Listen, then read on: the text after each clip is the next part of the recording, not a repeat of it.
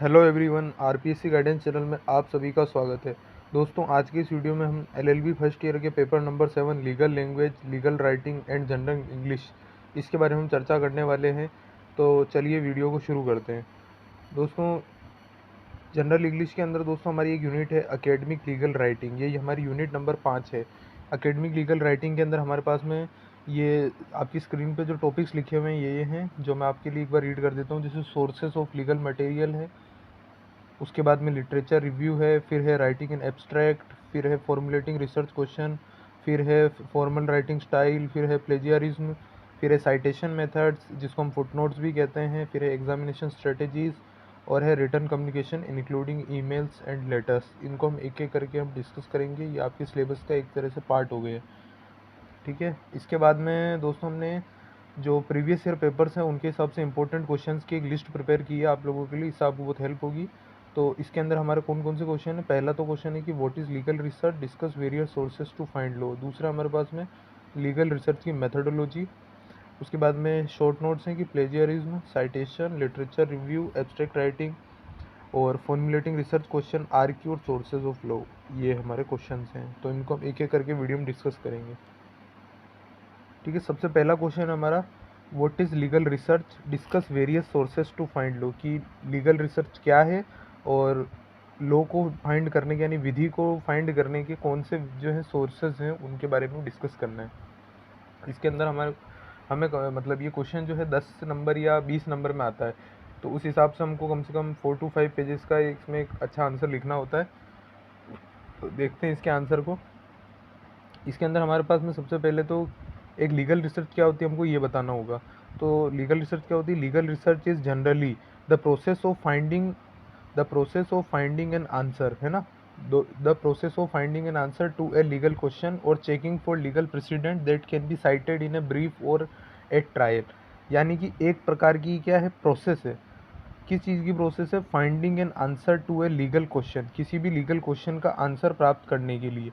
और checking for a legal precedent that can be cited in a brief और ए trial.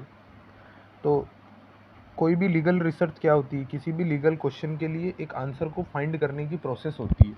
और इसके अंदर हम लोग क्या चेक करते हैं कि कोई भी लीगल प्रेसिडेंट है तो उसको ब्रीफ में राइट करने के लिए या साइट करने के लिए, उसके बारे में मतलब बताने के लिए मतलब किसी भी ट्रायल के अंदर या किसी भी ब्रीफ के अंदर हम ऐसा करते हैं।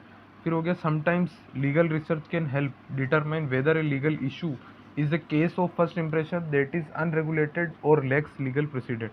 मतलब क्या होता है कि लीगल रिसर्च हमको कभी कभी किस चीज़ में मदद करती है, ये पता करने में कि कोई भी जो लीगल इशू है वो केस ऑफ फर्स्ट इंप्रेशन है या नहीं। कि वो जो लीगल कभी कभी क्या होता है कि कोई केस ऐसा होता है जो केस ऑफ फर्स्ट इंप्रेशन होता है, यानी पहली बार उस प्रकार का कोई मामला सामने आया होता है। और ये जो हम कैसे पता कर पाएंगे, जब हम उस पर लीगल रिसर्च करेंगे। फिर हमारा नेक्स्ट टॉपिक पॉइंट की virtually every lawsuit, appeal, criminal case and legal process in general require some amount of legal research. अब ये हम जानते हैं कि कोई भी लॉ सूट हो, कोई भी केस हो, कोई अपील हो, कोई लीगल प्रोसेस हो, तो उसमें कुछ अमाउंट यानी some amount of legal research की तो ज़रूरत हमारे को पड़ती ही है। यानी थोड़ा बहुत रिसर्च तो हमें उसमें करनी ही पड़ती है। तो अब दोस्तों, लीगल रिसर्च के बारे में हमने जान लिया। इसके हम क्या कैटेगरीज है वो हम देखेंगे। तो मतलब कि लॉ के सोर्सेज को फाइंड करने के लिए कौन कौन से हम जो मतलब दो इसके अंदर कैटेगरीज हमने बनाई हैं उनको देखेंगे। तो पहला तो है इसके अंदर हमारे पास में प्राइमरी सोर्सेज और दूसरा हमारे पास में हो गया सेकेंडरी सोर्सेज। तो मेन ये जो है दो हो गए हमारे पास, एक प्राइमरी और एक सेकेंडरी, ठीक है।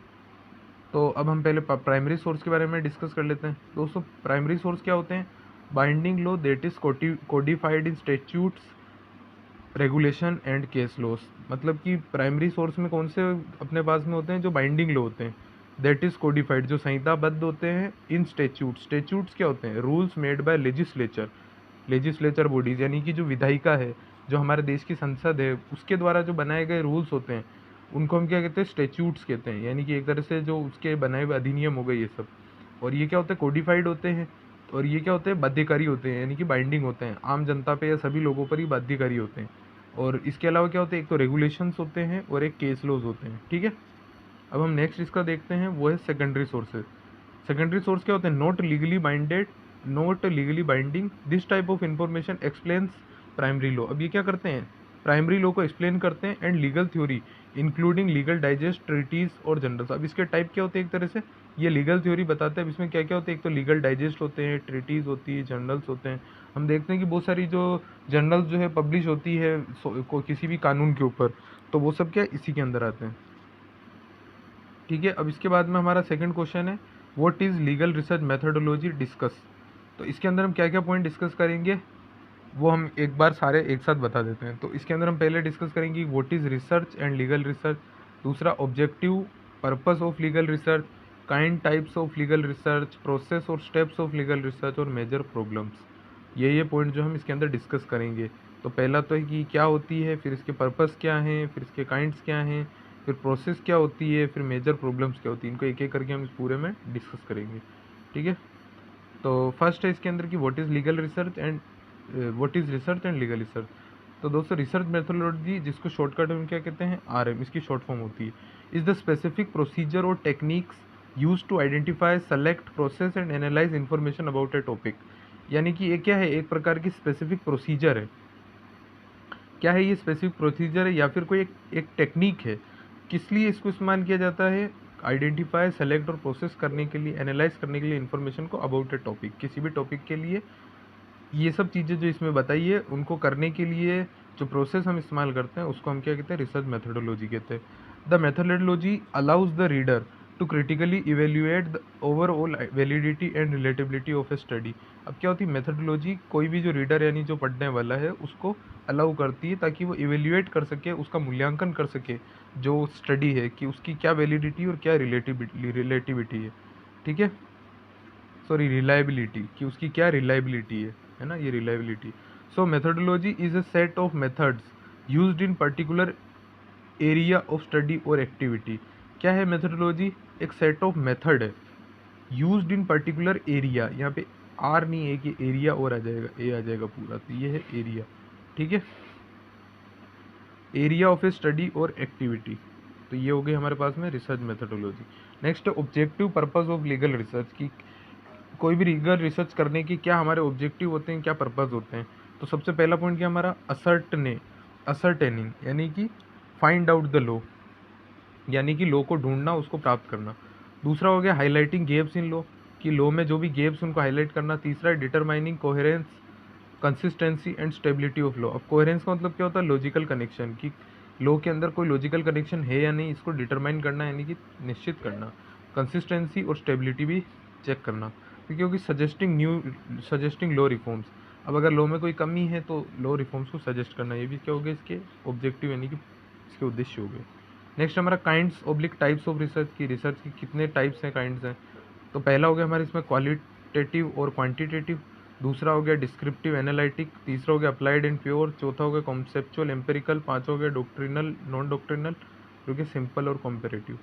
मतलब कि सिंपल और कॉम्पेरेटिव में क्या, एक तो कि उसके अंदर हमने सिंपल एक रिसर्च कर दी किसी एक टॉपिक पे, और एक हमने उसको कंपेयर किया है दूसरे उससे लॉ से संबंधित जो है, तो ये हो गया कंपेरेटिव। डॉक्ट्रिनल यानी सिद्धांतवाद, तो सिद्धांतों के बारे में ज़्यादा बात की गई, और दूसरा नॉन डॉक्ट्रिनल, जिसमें सिद्धांतों के बारे में कम बात की गई है और जो जो अन्य जानकारी है उसकी ज़्यादा बात की गई। फिर कॉन्सेप्चुअल एम्पिरिकल, मतलब कॉन्सेप्ट्स की बात कही गई और इसमें एम्पिरिकल बातें की गई।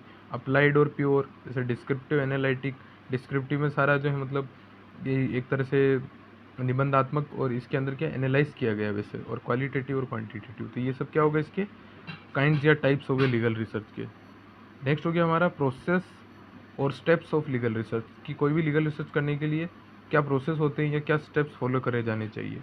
तो सबसे पहला होता है हमारे पास में selection, choosing of research problem, दूसरा हो गया रिव्यू ऑफ एग्जिस्टिंग लिटरेचर, तीसरा हो गया फॉर्मुलेशन ऑफ हाइपोथेसिस, चौथा हो गया हमारे पास में रिसर्च डिज़ाइन प्लानिंग, फिर है data collection, data analysis, interpretation of data, interpretation हो गया, फिर हो गया रिपोर्ट राइटिंग। यानी कि हम क्या करेंगे, इसके लिए हम एग्जाम्पल से समझते हैं कि इसमें एक एग्जाम्पल है जैसे रिसर्च ऑन डोरी सिस्टम एंड वुमेन डेथ, कि जो डोरी सिस्टम है, दहेज प्रथा है, उसका क्या संबंध है महिलाओं की जो मृत्यु है, वुमेन्स की डेथ है उससे।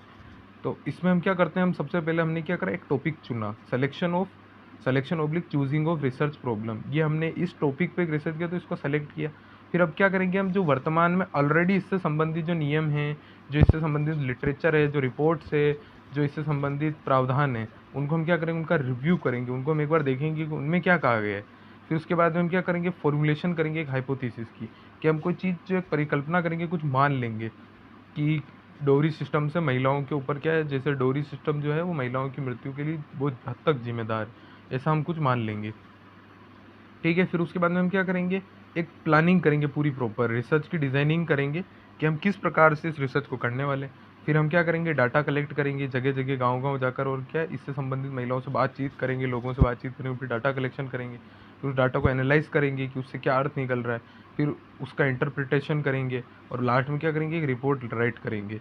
यानी कि उस डाटा जो अपन को मिला है उससे कोई एक सिद्धांत मतलब उससे कोई एक, उसका कोई एक तर्क निकालेंगे, उसकी कोई एक जो उसका कंक्लूजन निकल रहा है वो निकालेंगे, और फिर उसकी सहायता से एक रिपोर्ट राइट करेंगे। तो ये हो गया इसका प्रोसेस। नेक्स्ट अब हमारा इसमें मेजर प्रॉब्लम्स और इश्यूज इन लीगल रिसर्च, कि कोई भी लीगल रिसर्च करने पर क्या जो है मेजर प्रॉब्लम्स आती है, क्या इश्यूज आते हैं।